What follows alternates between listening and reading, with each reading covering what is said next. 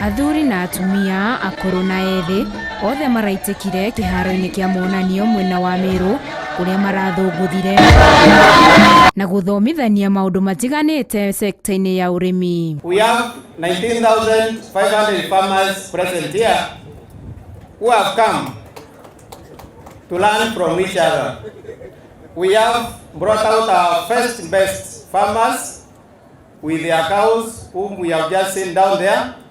We have seen a cow here in Meru producing 52 liters. Rirari igongona riragemetio ni mwandiki mukaru ministry-inĩ ya urimi Harry Kimtai kuria aracerete na mawega Kĩondo Rita na thutha wa arĩmi amwe kwĩiturura mathĩna mao marakinya muthia. And Governor, because you have said that the Gembe is also having a challenge and they need to come up in terms of milk production,